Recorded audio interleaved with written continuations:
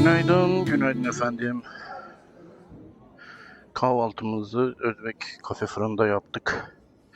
Şimdi usul usul biraz çevrede dolaşacağız. Bugünkü planım buradan çıkıp şimdi Urla merkez, oradan arka taraftan arayoldan belki şeye geçebilirim. Ne onun adı?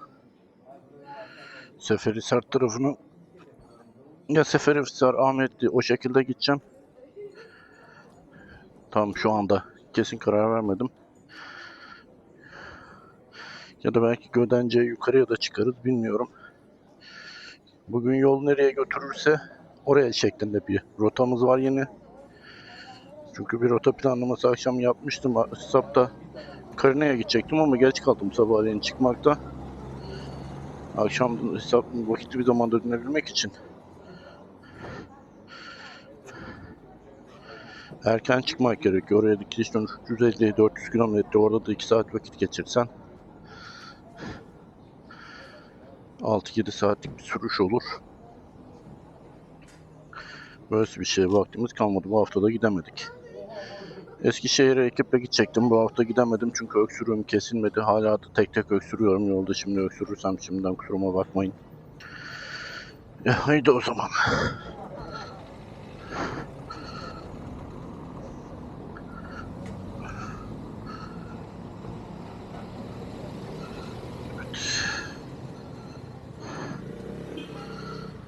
Şimdi önce gelmişken şuradan bir Özbek sahiline gidelim diyorum.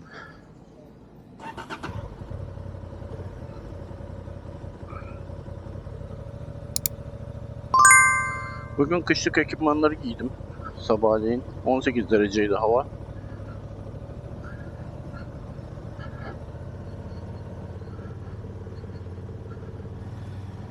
Terletmeden beni getirdi. Yani buradan şunu anlıyoruz. Sonbahar havası da artık yavaş yavaş yerini kış havasına terk ediyor. Ekim ayında bitirmeli olduk. Ekim'in 26'sı bugün.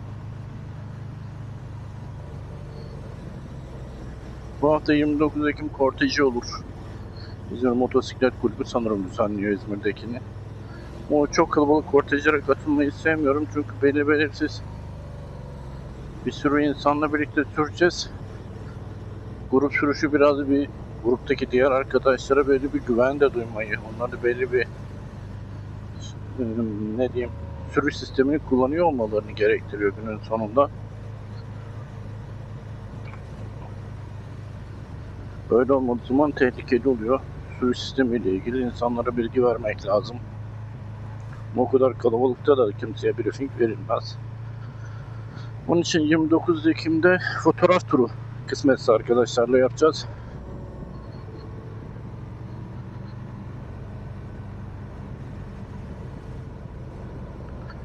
Şu an için bir hedef belirlemedik ama araçtan inmeden, yürümeden kuşları seviyoruz. Çünkü kuşlar rolantide giden araba sesinden kaçmıyorlar. Durup kapıyı açıp inmeye kalkarsanız kaçıyorlar. Onun için biz onu seviyoruz. Özellikle kuş cennetinin bir tarafına giden yolda giderken bir grup o taraftaki camdan çekiyor. Aynı yerden geri dönüyoruz. Diğer camdan da diğerleri çekiyor şeklinde bir şeyimiz var, uygulamamız var.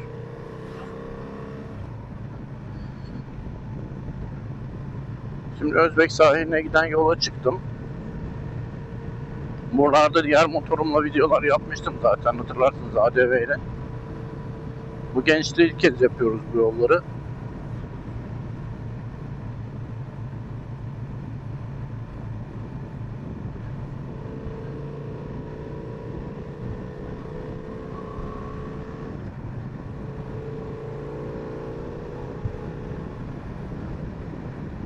Ben seviyorum bu yolları, güzel oluyor arayollardan böyle gezip durmayı. Yağmur sonrası yalnız yola çok fazla silt gelmiş. Gelecek olan arkadaşları uyarmak isterim. Zaten yağış sonrası tura çıkacaksanız her halükarda dikkat etmek lazım buna. Çünkü ormanın içinden geçen yollar, ormandan yağmur alıp geliyor biraz silt. Şu an sürdüğüm rota buralardaki çok güzel rotalardan birisi. Demin Özbek Meydanı'nda kahvaltımızı yaptık. Kahvaltı için sahili de tercih edebilirsin ama ben oradaki ağacın altında oturmayı, meydanın o sessizliğini seviyorum. Meydandaki sessizliği sadece ben geldiğim zaman benim motorun gürültüsü kesiyor. Kırıyor diyeyim daha doğrusu sessizliği.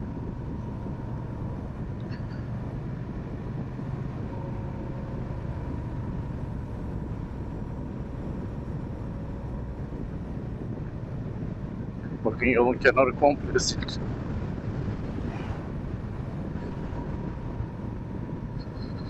Şuradan soldan gideyim. Sahilin sonundan gelelim. Burada Özbek sahil indiğinizde bir şuradan sağ taraftan giderseniz yukarıdan evlerin üstünden gidiyorsunuz. İleriden sahilden dönebilirsiniz. Ya da buradan direkt sahile inip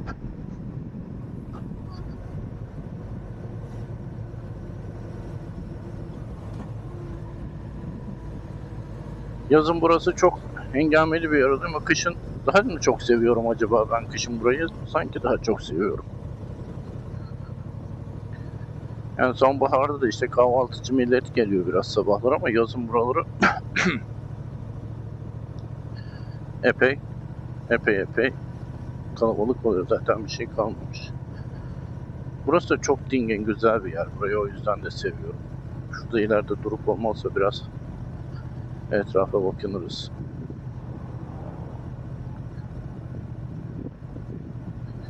Bakın şurada abi karavanını atmış mekana.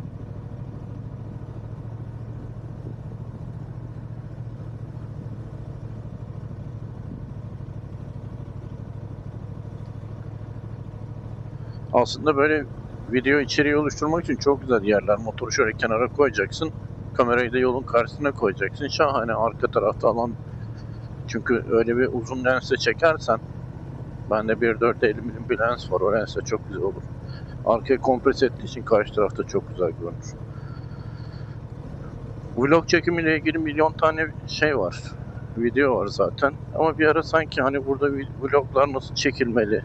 Nerede işlenir? Nasıl yapılır? İnsanları rahatsız etmeyelim. Al gaz basalım. Kahvaltı yapıyor insanlar.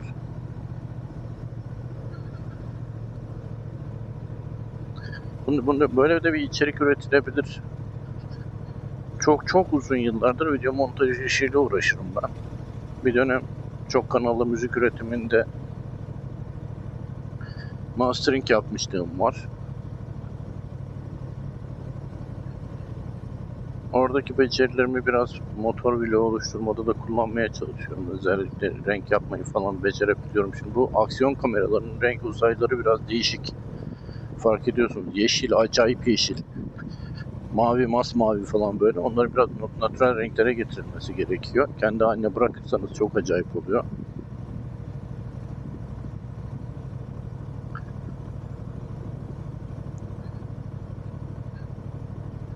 Yağmur sonrası buralar ne biçim olmuş bak.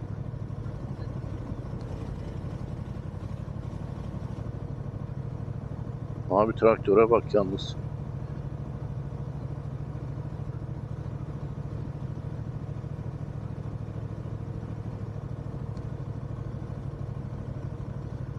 Şöyle şu kenardan azıcık denizi seyretmeyelim mi ya?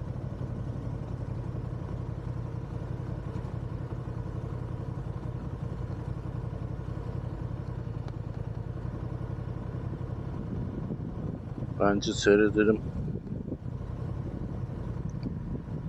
Hatta motorumuzu şöyle koyalım.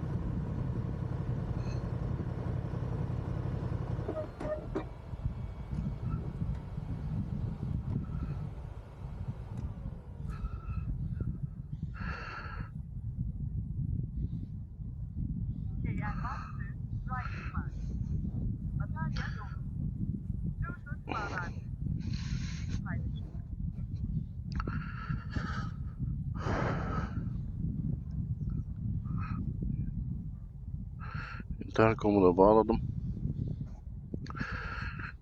Belediyenin ürüt kafesi var burada.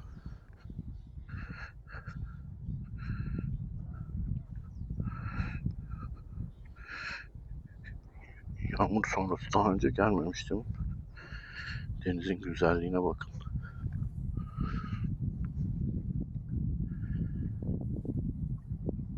Rüzgarın sesi.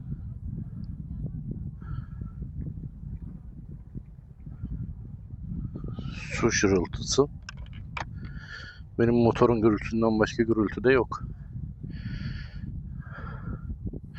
Allah'tan çok gürültülü bir sesi çıkmıyor diye düşünüyorum makinenin.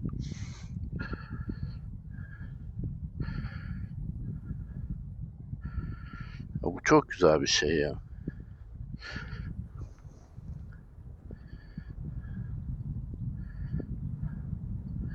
Karşıda İzmir Yüksek Teknoloji Enstitüsü'nün kampüsünü görüyorsunuz orada.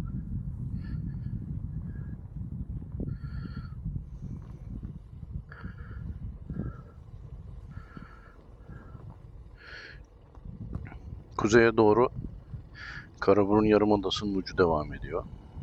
Bakın Yarımada'nın dağı epey yüksek, bulutlar dağın biraz şeyin üstünden daha aşağıda gidiyorlar.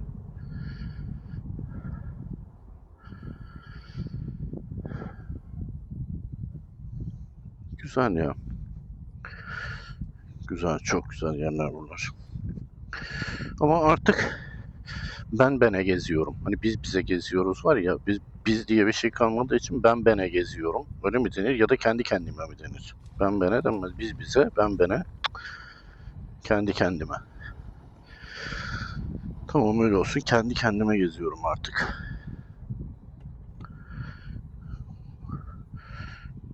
Gezmeye başladığımda motorla epey de meraklıydı arkadaşlar ama tabii herkesin organize olması, aynı planlara uyması pek mümkün olmuyor.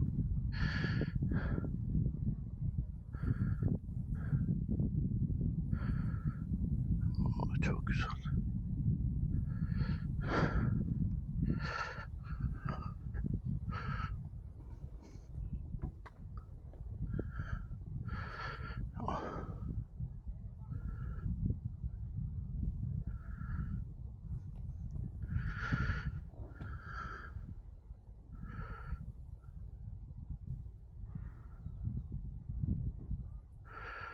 Şimdi sandalyeyi çıkarıp şurada kenara kursam, şöyle şu tabelanın gölgesine otursam ya da gezsem. Hadi biraz gezelim ya, motora binemiyoruz ne zamandır.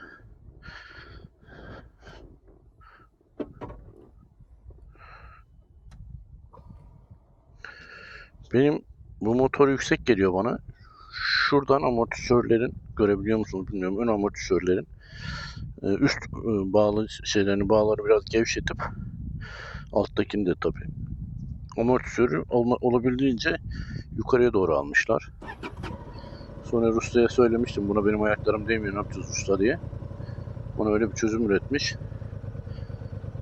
Normalde onu eski yerine alırsak, hadi şuradan gidelim gene, 3 santim falan yükselecek yine motor. Şu anda ayaklarımın uç kısmında, böyle bükülen kısmı anca basıyorum. Tam ayağımı, daha doğrusu hafif bir yana doğru yanlarsam bir tarafa tabanıma basabiliyorum. Abi traktör efsane yalnız ya. Abi bu aleti hala çalıştırıyorlar, bakar mısınız ya? Şu şeyi bir çözmem lazım benim ya. Giderken fotoğraf çekme işini bir çözmem lazım. Benim buradaki depo üstü çantam çok küçük burada. Bunun içine fotoğraf makinesi falan koyamıyorum ben. Şu an mesela durup onu çekmek gerekir. Şöyle dönüp şuradan. Ama onun için in aşağı, geç arkaya, çantanın içinden fotoğraf makinesi çıkar, fotoğrafı çek, tekrar çantaya koy, tekrar geri git. Ciddi zaman kaybı. Ama traktör efsaneydi.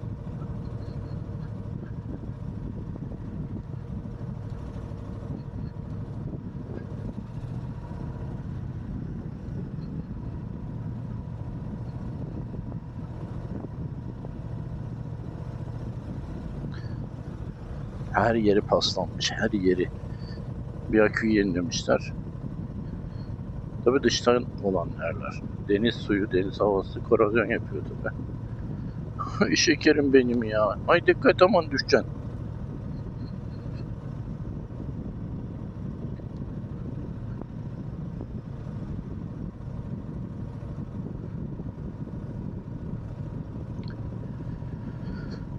Geçen Datça'ya gidip geldikten sonra bir daha bir yere çıkmadık. Deniz Riding Akademi'nin Eskişehir'e güzel bir turu oldu. Katılmak için yazıldım ama Cuma güne kadar iyileşmeyi bekledim. İyileşmeyince Cuma günü Ahmet'e dedim ki ben gelemeyeceğim Ahmet. Bir başka arkadaşı benim yerime götür.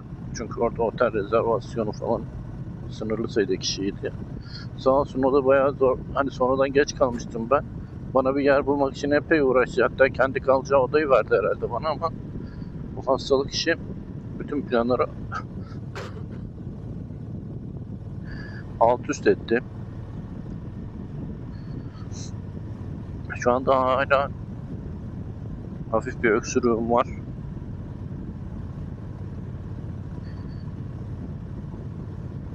Şeyi fark ettim. Uzun mesafe rotalarda hava durumu takip etmek için bir uygulama yok. Mesela şu anda bakıyorsunuz hava durumuna. Nedir? İşte İzmir için bakabiliyorsunuz. Ya da harita üzerinden bakıp bulut şeklinde bakabiliyorsunuz. Ama waypointler koyup bu waypointleri planlamak, waypointler arası mesafeyi bulmak, o waypoint'te olacağımız saatte o waypoint'te kalmayı planladığımız süreyi de işleyebilmek, o waypoint'teki hava durumunu görmek gibi motorcuya özel ihtiyaçları karşılayan bir uygulama bulamadım. Geçenlerde oturdum bir tane öyle uygulama yazdım. Bu Eskişehir turu ona sebep verdi. Vesile oldu diyelim. Şimdi artık GPS verisini atıp rotanın üzerindeki her yeri GPS'te de waypointlerin isimlerini verirken özel bir sintaks oluşturdum. Orada durulacak mı waypoint'e? Durulacaksa ne kadar mola verilecek? O waypoint'ten kesin olarak saat kaçta hareket edilecek şeklinde şeyler bir sintaks kullanabiliyoruz.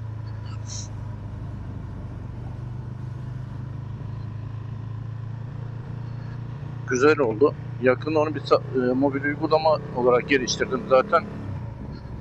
Yakında onu olmazsa yayınlayayım da motorcu kardeşlerin işine yarasın. Özellikle kış aylarındaki sürüşlerde çok işe yarayabilir. Yazları değil de. Tabi bulunduğumuz coğrafyaya göre de değişir bu.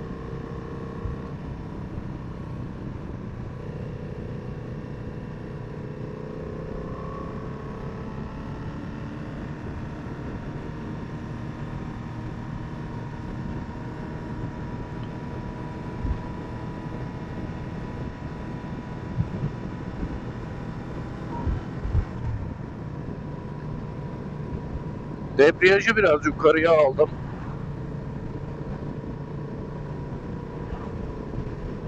Tam ortalarda bir yerde kavruyordu.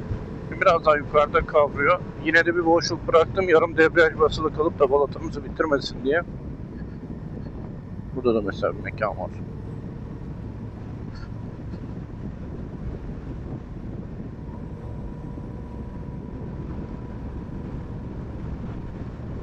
Bakın yolun üstündeki silti görüyor musunuz ileride? Burada virajı yapacak olursanız hani güzelmiş biraz şöyle dönüvereyim derseniz yıpranırsınız. Şimdi şuradan ara yoldan Urla İskele'ye inelim. Bu yolu bir de bu motorla bu mevsimde yapmış olalım. Geçen sene ilkbaharda bir rotayı ADV 350 ile yapmıştık. O videoya bakıyorum da yani o zamanlar motor daha yeni kullanmaya başlamıştım.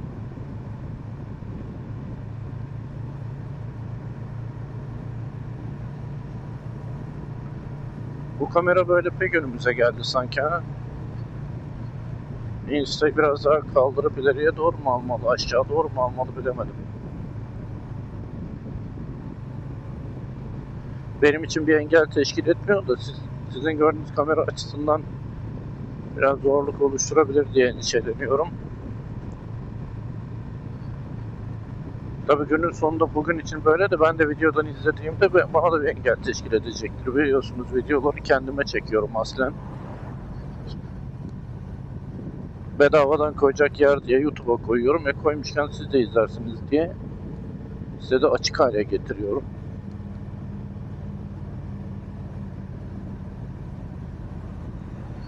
Ya YouTube olmasa bu kadar çok video içeriğini nerede saklardık ya? Ne hard disk yeterdi ona ne bir şey. Yani bir de böyle yavaş internetimiz var buna rağmen böyle.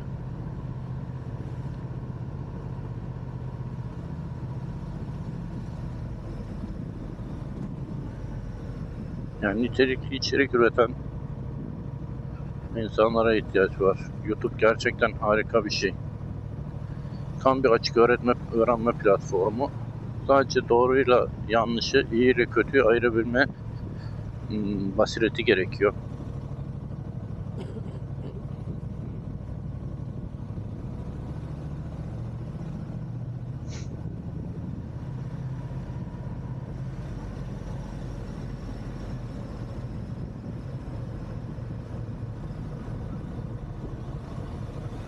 Buradan köy meydanına geldiğinizde şuradan düz yoldan değil de soldan giderseniz ara yoldan Urla'ya çıkarsınız. Aklınızda olsun. İlk kez gelenler için.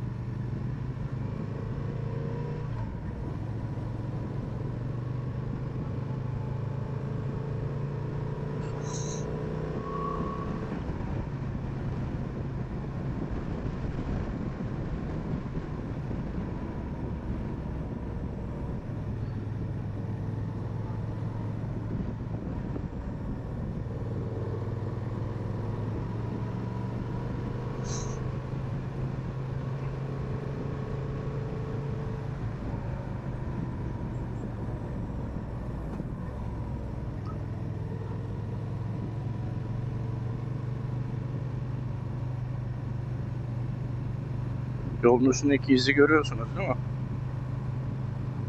Çamur izi.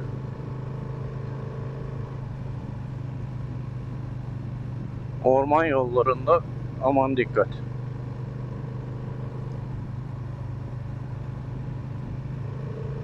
Bakın toz kaldıra kaldıra gitti. Adam şunun üstünden geçti herhalde, anlayamadım ki. Abi koca yol.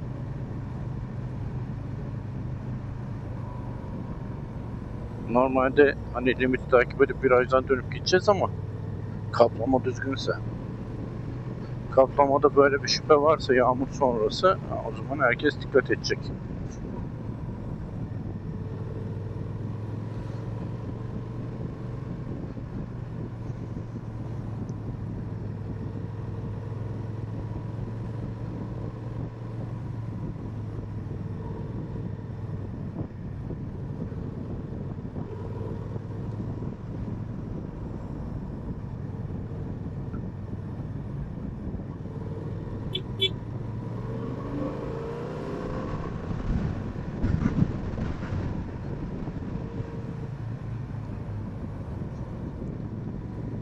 Sağ olsun yol verdi.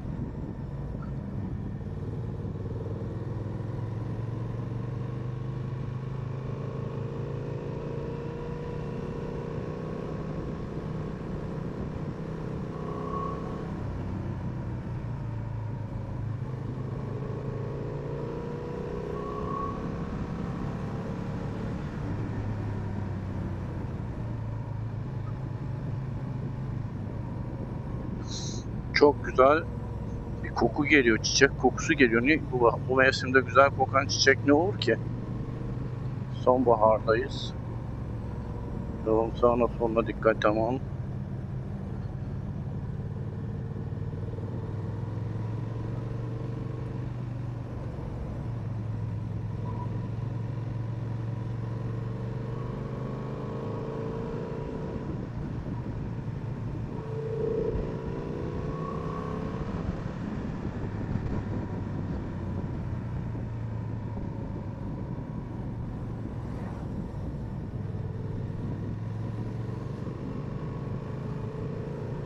Güvenlik balonu, bak burada balon olarak anlamlı oluyor.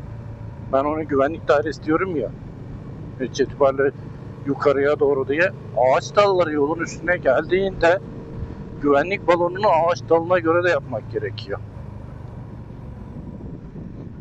Bir tek zeminle aramızdaki mesafeyi ayarlayamadığımız için zemine ilişkin bir case'im yok. Onu bir düşünmek lazım. Neyi ona uydurabiliriz diye. Abi bana ne korna çalıyorsun? Frene basacaksın. Abim yani seni gördüm. Aman. Gördünüz mü? Kıçımız hemencik çıtırdayı veriyor.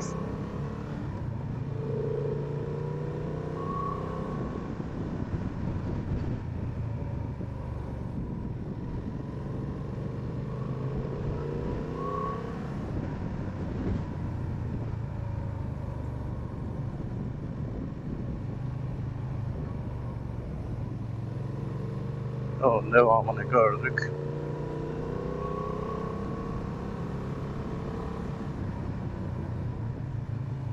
Görüşü kaybettik mi ona göre yeniden pozisyon. Yeni pozisyon.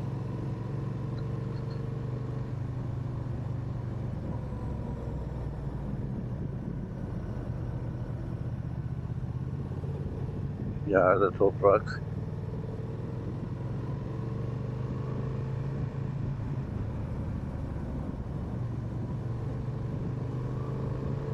Yol açık. Devam. Sağdan soldan bir bileşim falan da yok. Devam. Tepe üstü. Oo, eğlenceli. Şuradan acayip bakmış gelmiş toprak.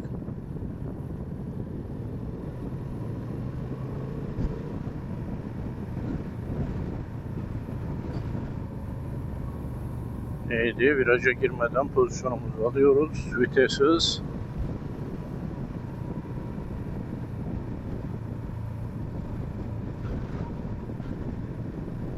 Arkamız temiz. Aynayı sürekli kontrol ediyoruz zaten. Onu biliyoruz.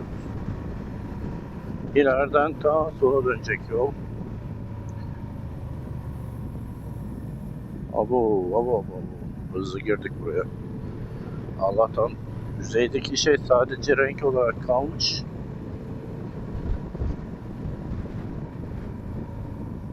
Benim sınırlarım için bu söylediğim. Tabii normalde pek çok iş için orası çok daha hızlı dönülebilir belki ama herkes kendine kadar sürmesi lazım. Ben de kendime kadar sürüyorum. Geldik yine bizim meşhur manzaralı yere. Ya şurayı niye telle çevirdiniz kardeşim? İnsanlar gelsin işte şuradan iki manzara seyretsin. Akşam olay falan mı oluyor? Nedir acaba? O motorcu kafilesi burada.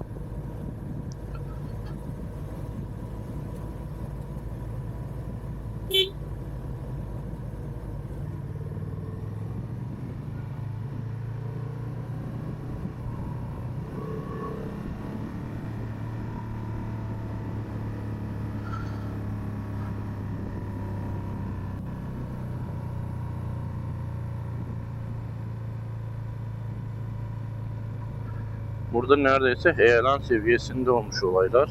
Sağdan bir çıkan var mı? Yok kimse. Şuradan tabii yağmur, yanan ormanla ilgili burada bir işlem yapılmış. Yağmur tuzu toprağı almış gelmiş buraya.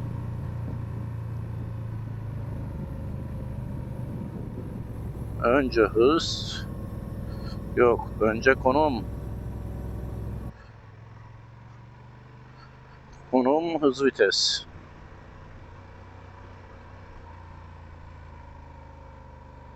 Şimdi sola dönüş levhayı görünce ne yapıyoruz? Hemen konumumuzu ona göre alıyoruz. Asfalta bakıyoruz, sağ solu perişan.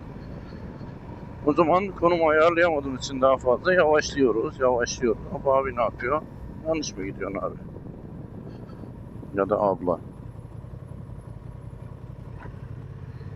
Ama ablacığım sen geç diyorsan geçerim ben de.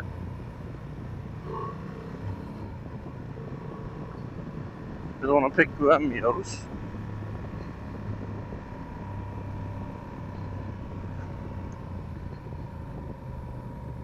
Diğer sürücülere güvenmiyoruz. Velev ki aynı grupta olsak, birlikte sürüyor olsak bile. İnsanoğlu.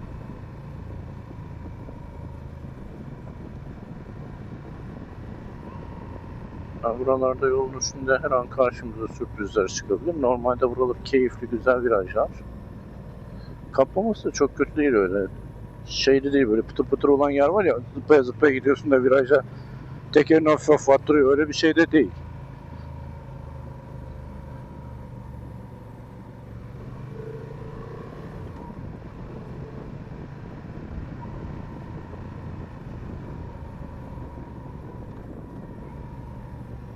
Sağ aşağı gidiyor yolumuz ama yolun üstüne bakın.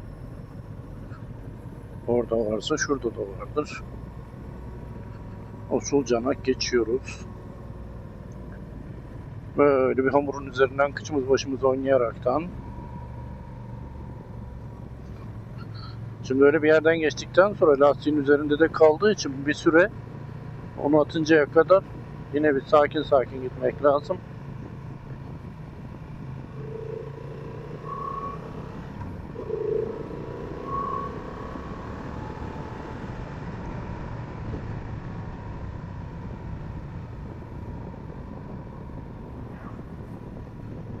Burada yolumuz artık genişledi ama silt işi bitmedi.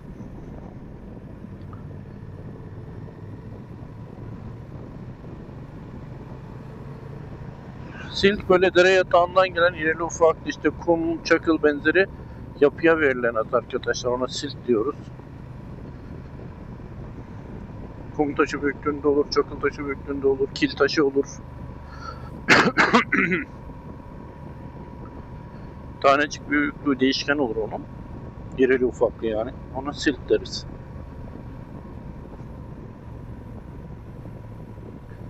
Dur peki. Durdum. Eller yukarı. Var mı gelen? Yol bizim.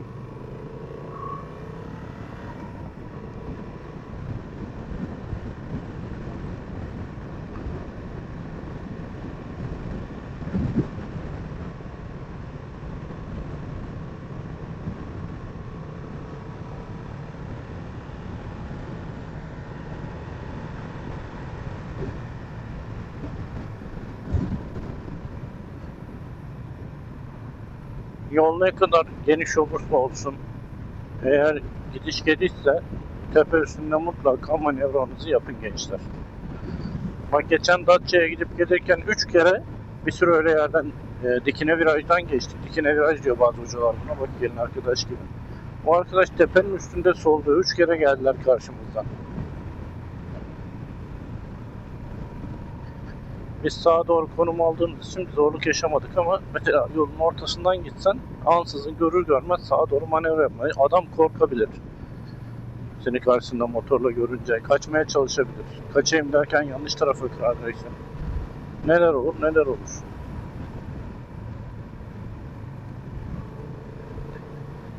Gelinkaya diyorlar buraya. Buradan denize giriliyor. Haberiniz olsun. Urla'dan Çeşmealtı'na doğru bu tarafa gelirken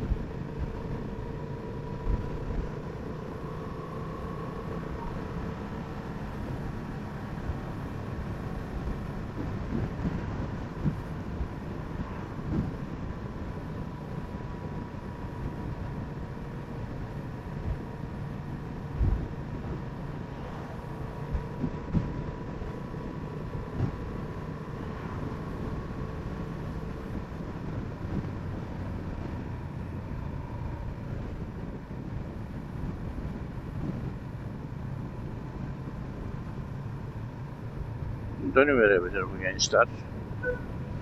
Orada neye güvendik? Bekledi. Yani hiç kimse hiçbir sebep yokken herhalde bizi bekledi diye düşündüm. Ama gaz açmaya devam etmiyoruz biliyorsunuz. Yani bir tehlike söz konusu olduğunda gaz açarken yakalanırsanız daha zor.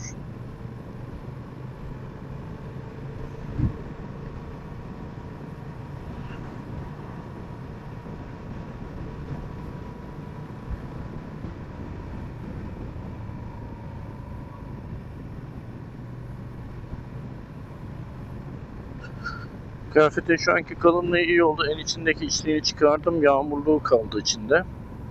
O da çıkartılabilirdi. Yazlık eldivenlere geçtim. Sabah erken kışlıklarla çıkmışım ama bu kışlık eldivenleri muhtemelen kullanamayacağız. O kışlık eldivenler iyi hissettirmedi bana. Urla'nın pazarı var bugün. Buyurunuz.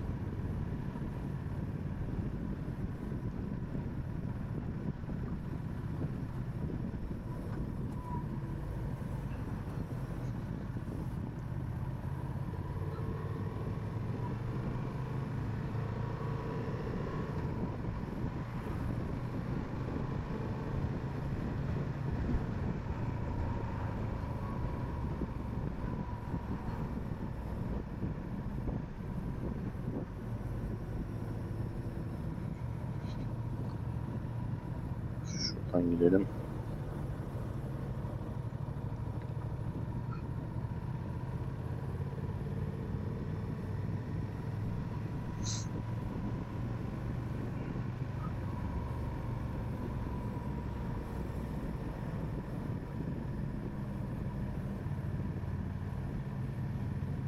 Tekeri dışa dönük ama park halinde.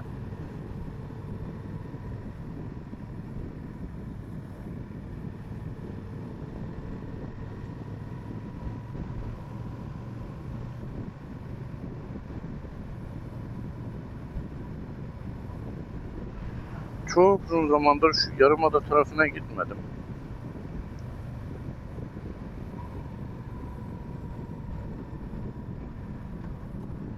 Şu Kıraklı'nın adasına doğru bir gidelim bakalım.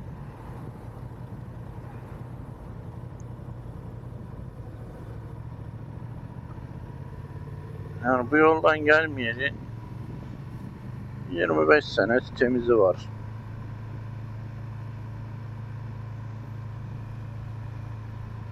Bir sefer bir Halil'i arılar sokmuştu, ona geldiydik, onu hatırlıyorum.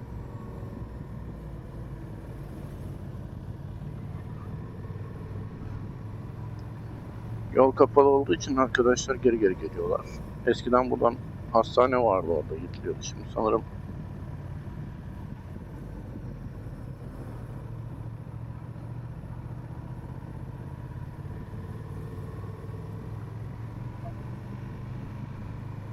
Orası ilginçtir.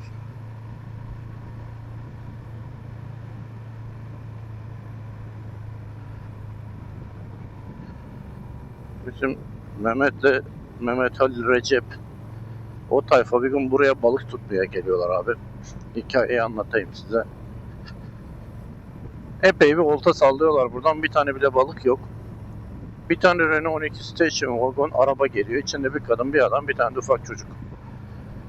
Adam iniyor arabadan. Mangalı çıkarıyor. Mangalı yakıyor bizimkilerin yan tarafında ama bizimkilerde bir tane dahi balık yok. Mangalın ateşi olurken o olsun diye teli de koyuyor üstüne. Çıkarıyor oltasını.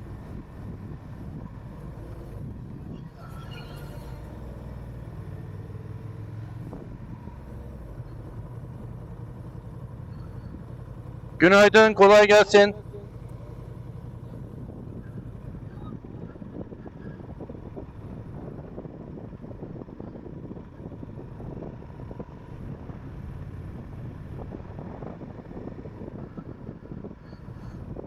Çıkarıyor oltasını. Bizimkilerin yanından sallıyor bu tarafa aşağıya. Abi bir 5 dakika 10 dakika bekliyor. Lap bir tane 1 kilo civarında, 1,5 kilo civarında levrek diyorlar. Çekiyor kenara, bir daha atıyor. Bir tane daha, 2 taneyi aldıktan sonra hemen balıkları kenarda temizliyor. Tele takıyor. Mangalın üstüne koyuyor, pişiriyor. Bizimkiler de bu arada bakıyorlar artık. Hani olta atmayı bırakmışlar. Güzelce balıklarını yiyorlar. Hemen toplanıyorlar eşyalarını, arabaların bagajına koyup gidiyorlar. Ne zaman bu yoldan konuşacak olsak bu hikayeyi mutlaka anlatırlar. Onlar anlatmasa ben anlatıyorum, efsane bir şey. Beceri, bak kısmet de elbet çok önemli bir şey ama beceri her şeyden önce geliyor. O ne ya, aşağı bir şey batmış orada. Suyun altında bir şey var. Nasıl orlamız? Güzel burası ya. O baba da güzel yere yerleşmiş ha. Tamam, hani balık var mı?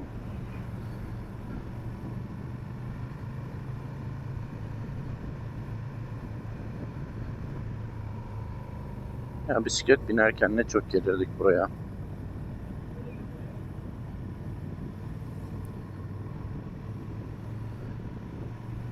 Çok güzel bir bisiklet parkı burası. Şuradan sağdan nereye gidiliyor? Ben niye hiç gitmemişim oradan? Niye hiç bilmiyorum orayı. Bak ömrümde ilk kez geliyorum buradan. Bak bisikletle de geçmedim hiç. Oo, çok güzelmiş. Sap yapıyorlar bak orada. Ne deniyor? Sap deniyordu değil mi? Sup.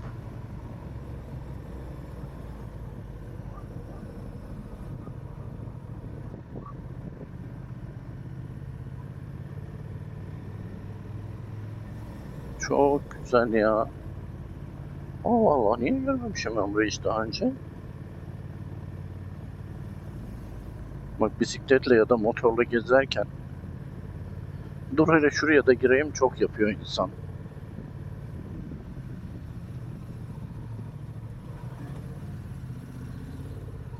Merak ediyorsun çünkü.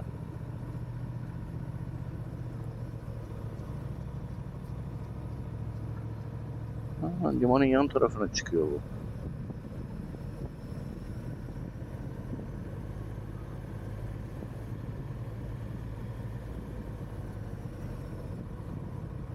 Çöp bidonlarının arasından geçeriz biz. Azıcık bir aynamız değdi.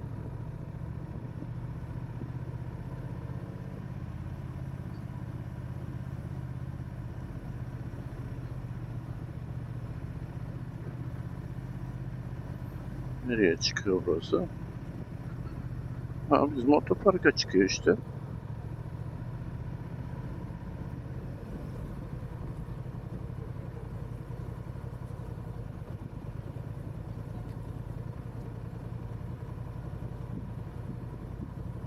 Güzelmiş.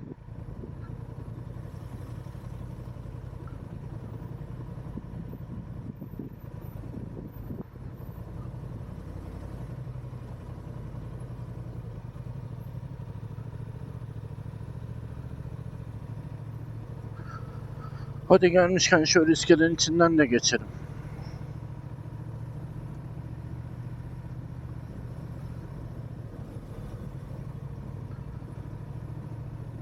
Buralarda yazan araç park edecek yer sorunu yaşarsanız şu an binaların arka tarafında boşluklar var. Oralara koyabilirsiniz. Aha, gene kaskım sıkmaya başladı kafamı. Ne elim ayağım uyuşuyor, ne kıçım uyuşuyor. Abi kask kafamı sıkıyor ya. Ve bu da 1 saat, 1,5 saat sonra oluyor. Kask dediğin hemen sıkmaz mı ya? Yarım saat içinde sıkan kask. Ne bu yani? 45 dakika sonra, yarım saat sonra kask mı sıkar?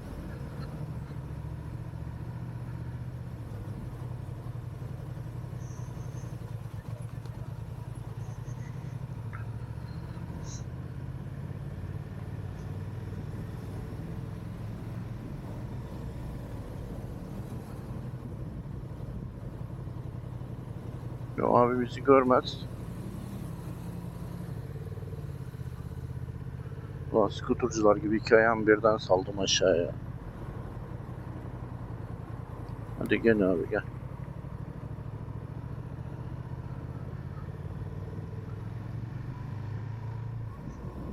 Hadi bugün şöyle sahil sahil İzmir'e doğru gidelim. İnsan kalabalığı başlamıştır ama sahil evlerinden, incir altından usul gidelim.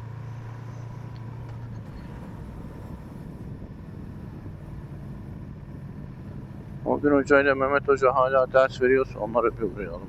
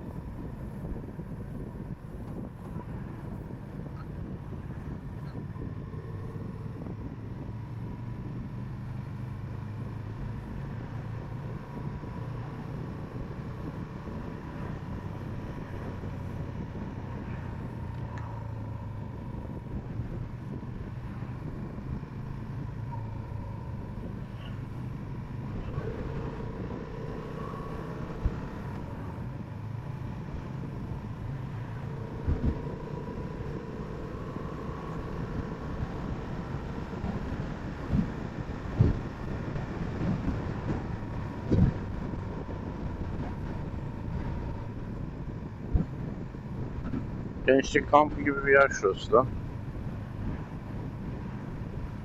Beni niye hiç çağırmıyorlar ki o zaman? Herhalde etkinlik olmuyor olsa beni çağırırlardı. Gençlik kampı olduğuna göre. Geçen gün aklıma garip bir şey geldi. Dedim kanalın adını mı değiştirsem acaba? İki teker bir dede diye. Dede diye pek kendime yakıştıramıyorum ama da. Tepesindeki şey açık mı acaba? Havalandırması. Nerelerde durdun havalandırması? Açalım şuradan.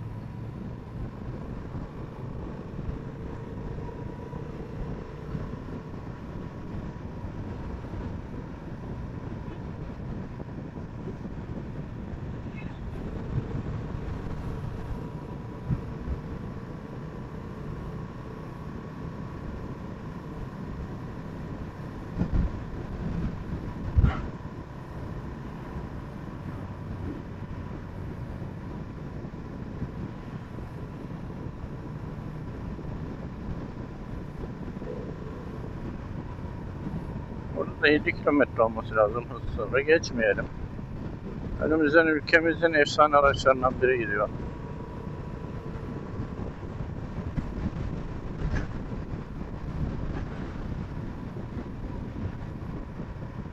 Of yolun kenarını gördünüz mü?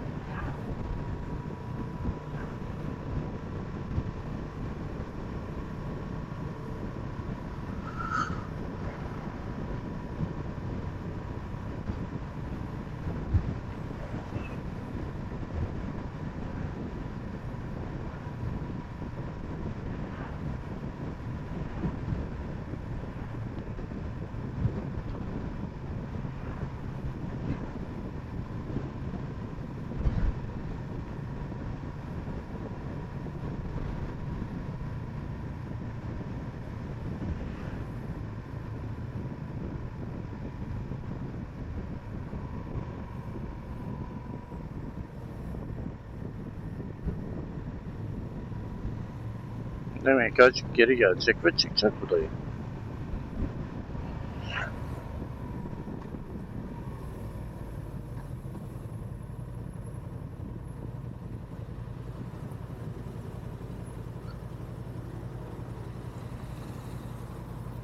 Şimdi şuradan sahilden götüreceğim sizi. Tabii İzmirliler uyanmaya başlamışlar. Saat 11:49 oldu.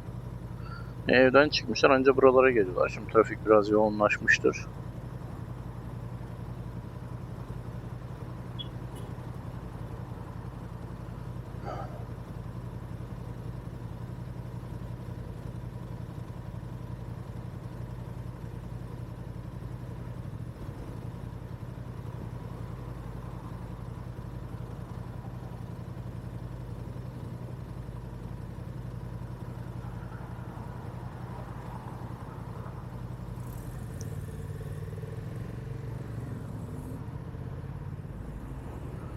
Şimdi tabii devre rejimini azıcık yukarı aldım.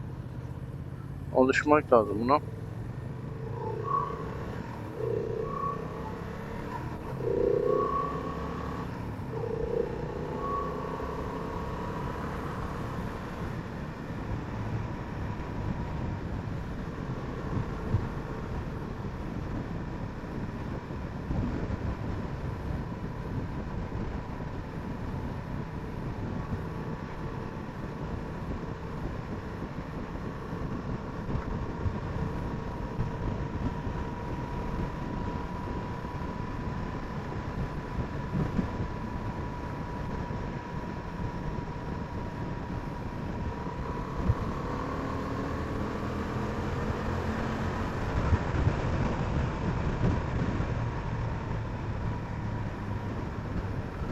GPS'e göre 73 ile gidiyoruz. GPS'e göre 71 ile gidiyoruz. 74 gösteriyor. Motorun göstergesi 4 kilometre fazla gösteriyor. Bu iyi bir şey.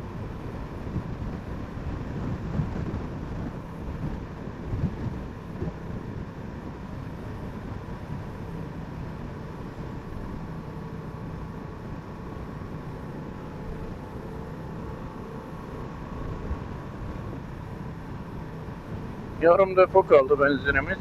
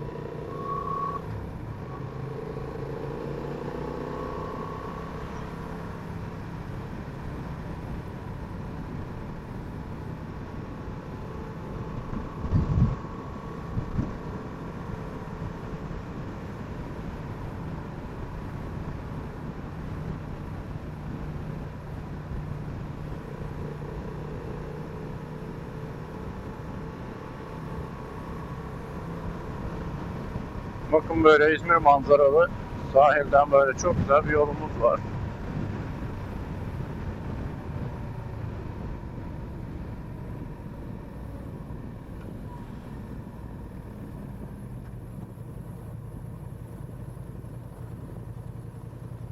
Şu aradan geçip gitmek var ama tır olduğu için yanaşmıyoruz oraya.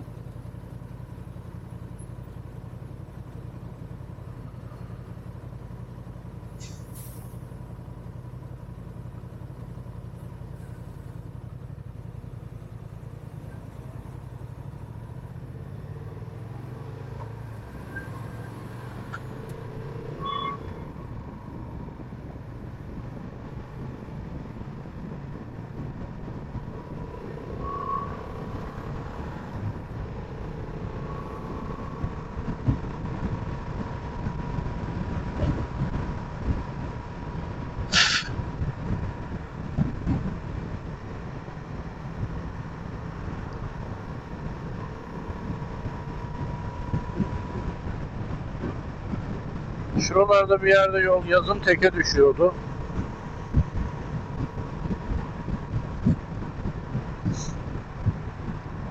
Hala öyle mi acaba?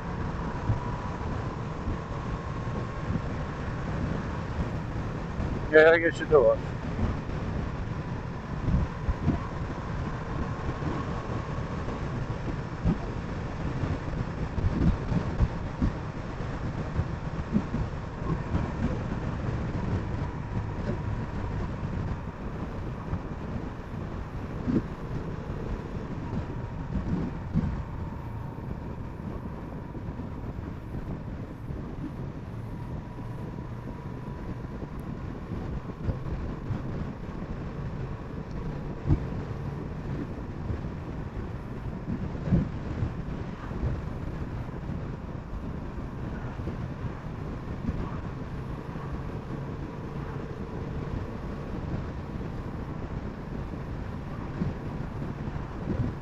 Nasıl buldunuz yollarımızı?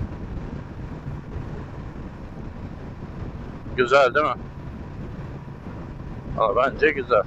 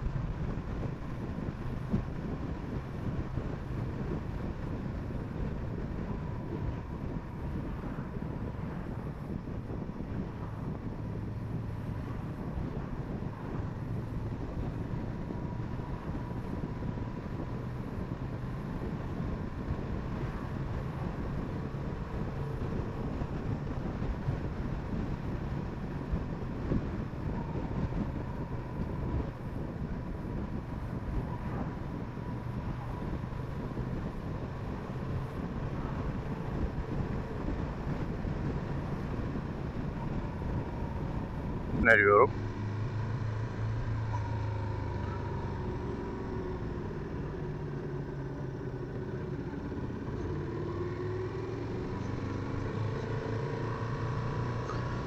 Bize yeşil yanabilir, olsun varsın. Ama onlar gelebilir diye her zaman dikkat ediyoruz. Neydi ilkemiz? Yeşil. Bize yanan yeşil bizim de geçebileceğimiz anlamına geliyor. Abi gözünü seveyim. Ablaymış. Bizim de geçebileceğimiz anlamına geliyor. Geçebiliriz anlamına gelmiyor. Yani yeşili gördün geç anlamına gelmiyor. Sen de geçebilirsin. Etrafına bak, her şey müsaitse, kavşağı boşaltmışlarsa, kavşağı senin yeşiline rağmen kullanmak isteyen biri yoksa falan geçebilirsin. Sana yasak değil demek yeşil. Ama onu mutlak bir geçme vesikası olarak algılarsan başın beladan kurtulmaz.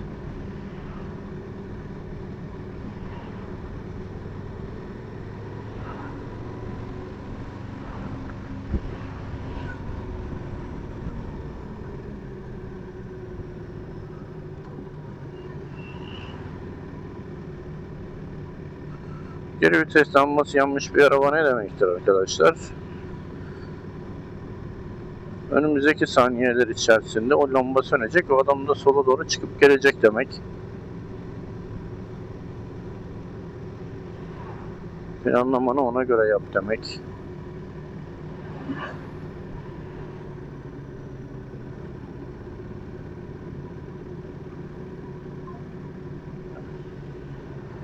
Ben öyle sol şeridi boş görünce gidivermeyi sevmiyorum. Çünkü aradan birisi çıkar.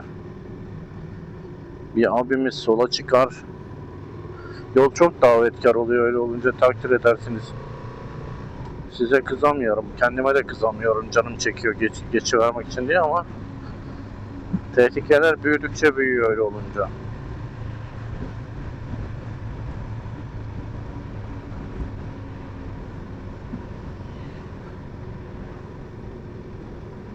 Şimdi bu kaskın çenesindeki kemeri benim kafamdan mıdır nedir, bir ayarı var mı ona bakacağım. Ucu ucuna denk geldiği için onu mecburen biraz sıktırıyorum. O da kaskı kafama doğru bastırıyor sıktırınca.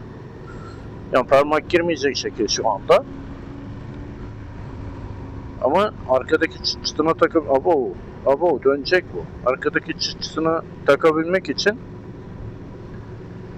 birazcık daha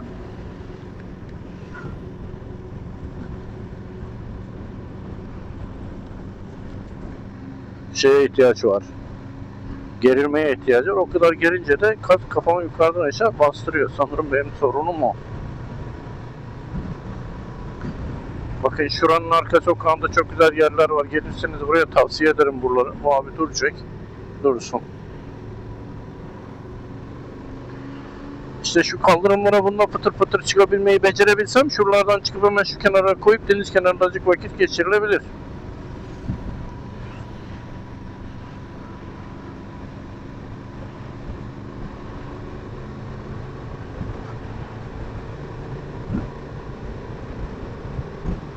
Ama ben öyle setlere çıkma falan konusunda henüz bir egzersizim olmadığı için tabii şey de etkili oluyor buna. Ayaklarım yere kapanmadığı için tam ayağın ucuyla bastığım için.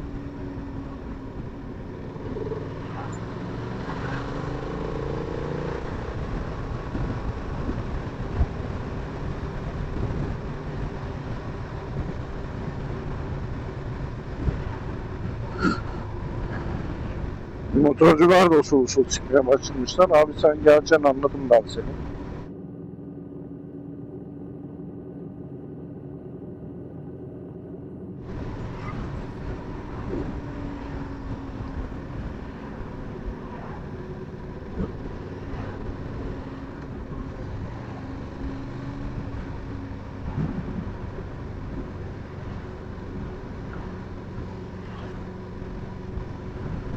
Makinamız yani dağda taşta gezmeye müsait bir makine ama bizim becerimiz dağa taşa gitmeye müsait değil. Bırak dağı taşı, bir şuradan bir kaldırıma çıkmaya bile müsait değil.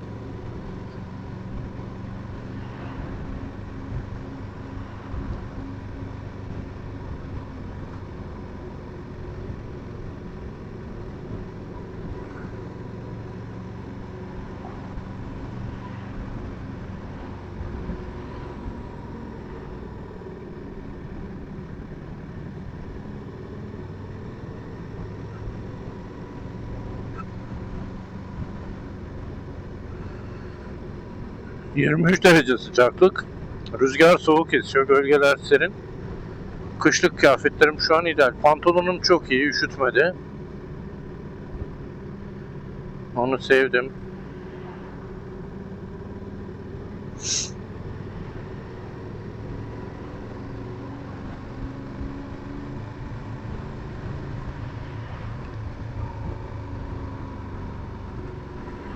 Oh, elhamdülillah insanlar gelmişler nefes almaya. Arkamda bir tane hafif ticari var.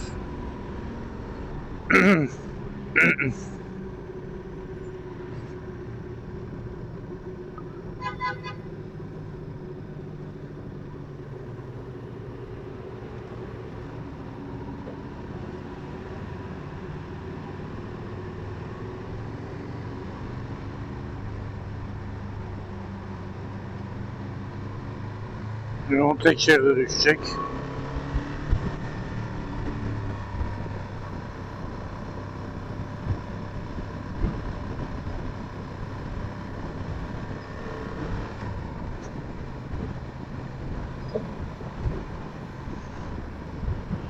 Bunun arkasından hiçbir planlama yapamıyoruz çünkü yolu göremiyoruz.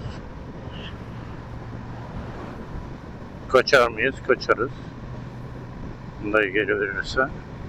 Şu evlere hastayım ben. Bir tarafları deniz, bir tarafları yol.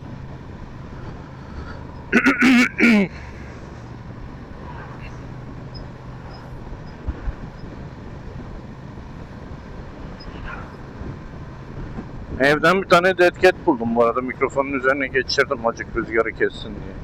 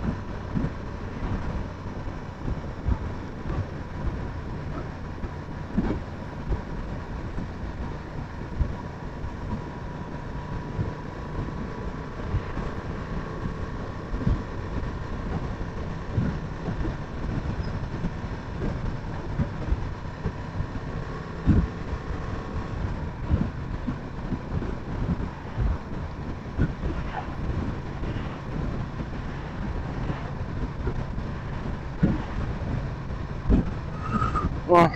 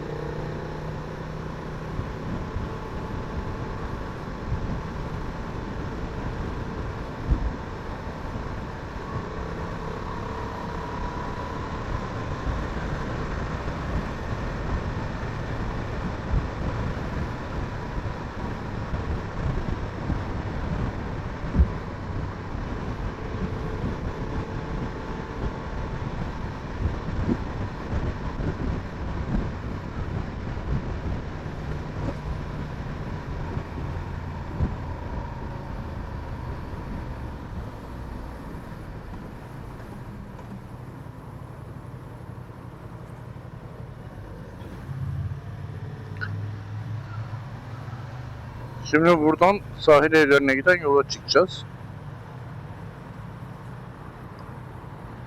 Tabii günün en yoğun saatine denk geldik.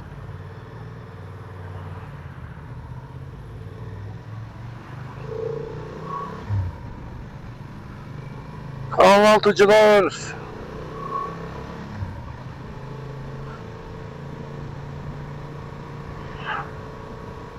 Bundan 30 sene önce kahvaltı kültürü diye bir şey yoktu dışarıda böyle.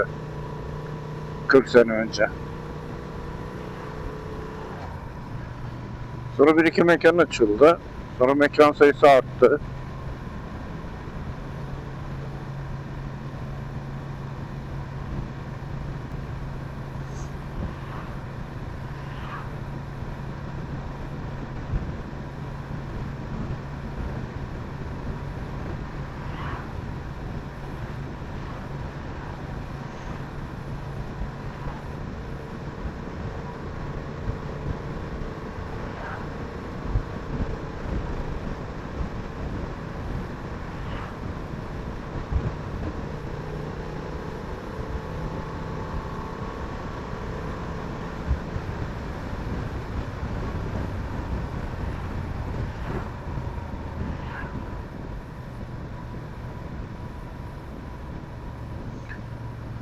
Normal girişi şuradan. Narlıdere'den doğru.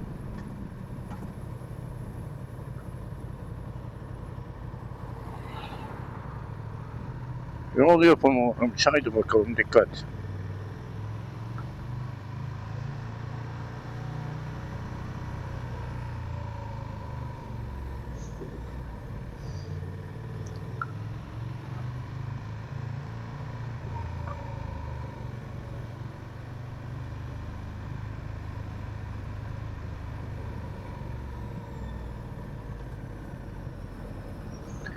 Şimdi bu şekilde tırmıklanmış asfaltın üzerine nasıl gidiyoruz arkadaşlar?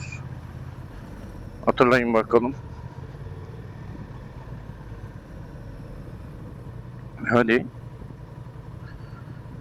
Giden ucuk böyle gevşek bırakıyoruz. Sadece hafif yönlendiriyoruz. Sıkı sıkı tutmuyoruz. Çünkü o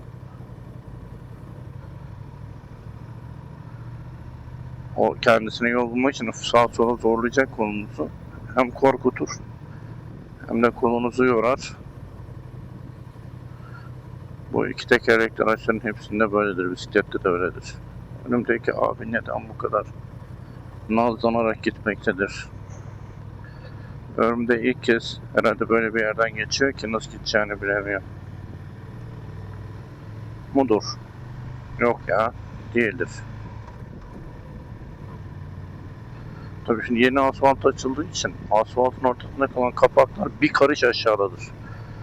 Böyle yeni asfaltta en çok dikkat edeceğiniz şey o altyapıların kapakları şu anda asfalt kotunun nerelerinde.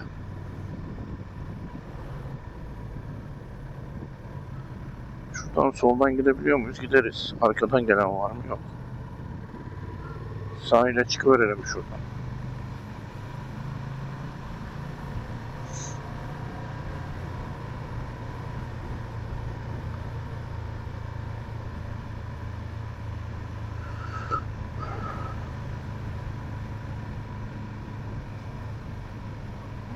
Uzaktaki yelkenliği ben görüyorum. Siz tabii geniş açıyla baktığınız için göremiyorsunuz muhtemelen. Motosiklet giremez yazmışlar oraya. Çok güzel bir çift yelken açmış. Hem Cenova'yı açmış hem ana yelkeni açmış. Ortada bir tane.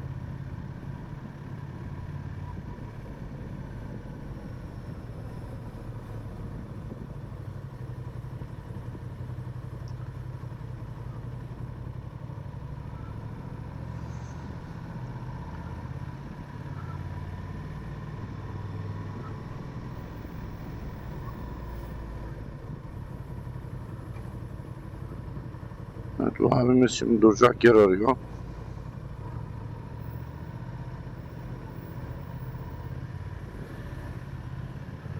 Bir anda frene basıp geri gelebilirim. Böylesi bir durumda aklınız olsun. Kaçma planınız hep hazır olmalı.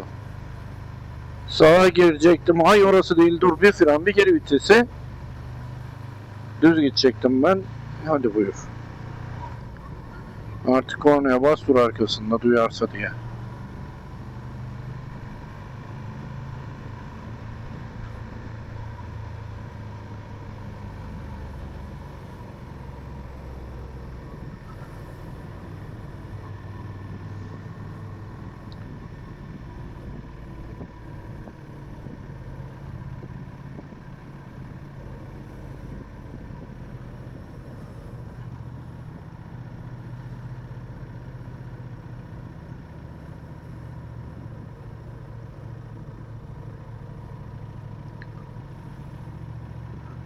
Şu 35 plaka çıkacak.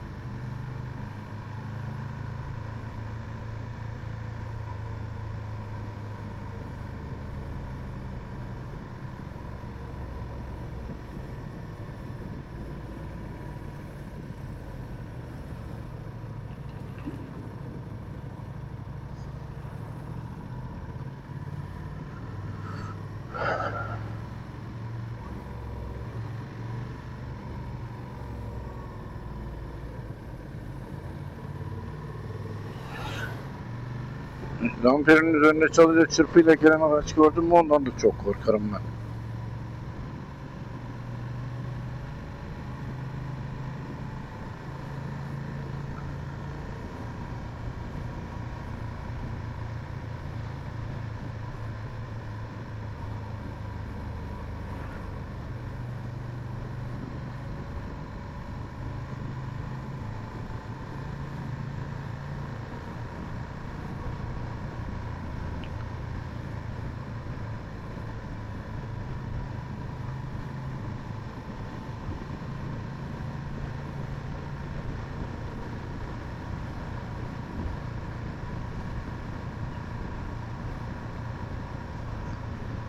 Zincir temizliği ve yıkaması, yağlaması yapmamız lazım. Gazete kağıdı lazım bana. Çünkü temizlik spreyi zincirin üzerindeki şeyi alıyor. Yağı, hoş yağımız şu anda kirli değil çok.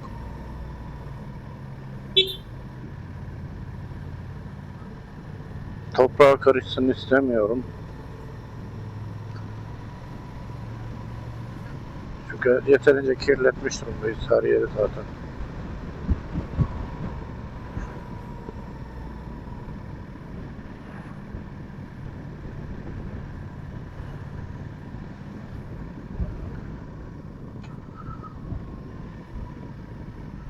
Beşge işi de altyapı olmadan girişiyorlar. Hadi bakalım, Allah selamet versin. Burada ne oluyor?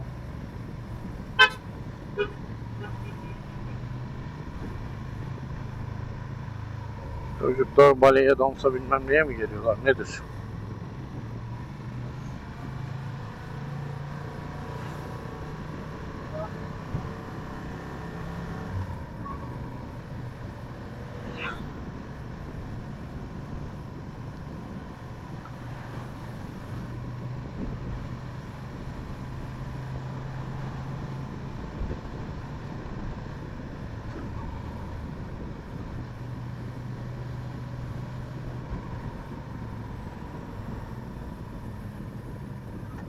Ben bir geçen şunlardan bir yerden, bir ara sokaktan çıktım. Nereden geldim oradan bilmiyorum.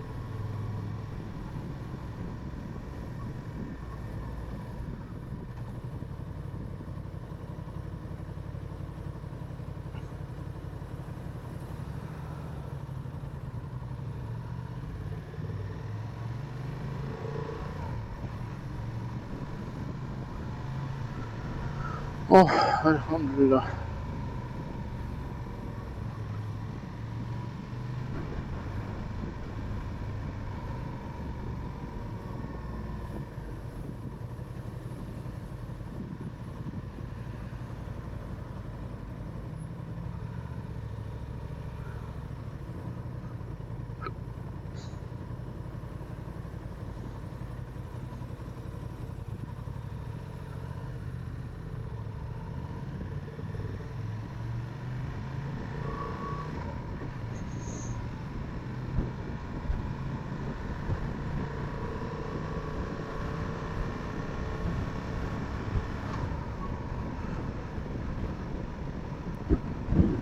Evet, yolumuzun üzeri taş toprak.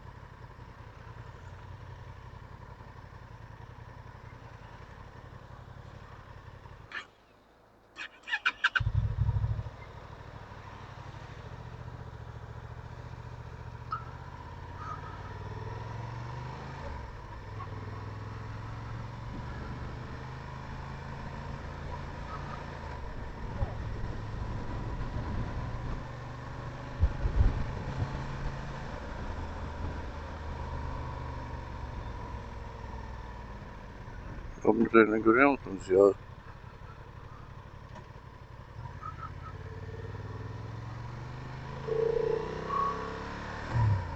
Abi sen bizim dertlerimizi dinleyerek dertlerimizi mi çözeceksin? Hala bilmiyorsan zaten bir gariplik yok mu?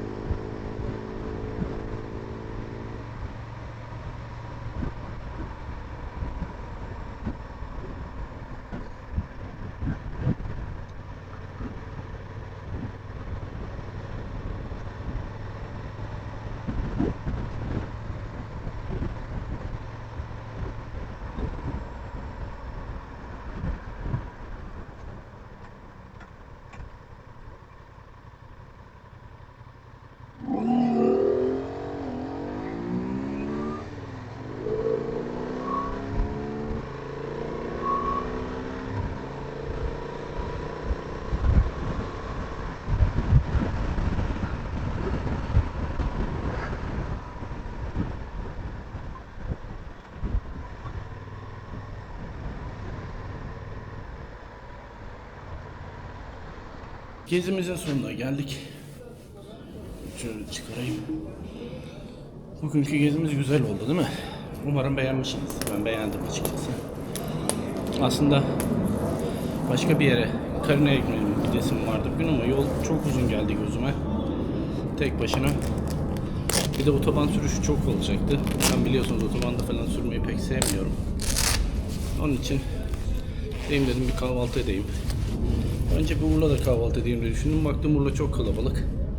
Oradan hemen aradan sıyırdım yukarıya. Özbek merkez, köy merkezindeki Özbek fırınında güzel bir kahvaltı yaptım. Oradan sahili bir dolaştım. Deniz havası aldım. Eve döndüm. Bu şekilde hafta sonu küçük kaçamakları yaşadığımı hissettiriyor bana. Onun için seviyorum. Bu şekilde bir şey yapmazsam sanki o hafta sonu yaşanmamış gibi geliyor. Hepimiz haftanın içerisinde para kazanmak için çoğumuz cumartesi öğleye kadar da dahil olmak üzere çalışıyoruz. Kendimize kalan bir gün. O bir günde de ne yapabilirsek artık. Motor o bir günü değerlendirmek için güzel bir araç. İlla ki büyük bir makine olması gerekmiyor. Yalnız eğitim şart. Bir eğitim alınacak. Eğitim alındıktan sonra motorla hafta sonunuzu çok güzel değerlendirebilirsiniz. Özellikle büyük kentlerde kentten çıkması kolay motorla. Geri döndüğünüzde kente girmesi kolay. Öbür türlü arabayla zor. Hem araba edinmesi zor. Benim şu anda kullandığım motorum biraz büyükçe bir motor. Böyle bir motora heves ettiğim için bunu kullanıyorum. Allah buraya vurmuş bu da. Çizmiş mi? Yok. Ama kentli için ideal olan motor, gündelik kullanımda da hele kullanacaksanız bir Maxi Scooter daha uygun olur gibi geliyor. Bugünkü videomuzu da böyle artık kapatalım. Sonraki sürüşlerde, sonraki videolarda görüşmek üzere. Hoşçakalın.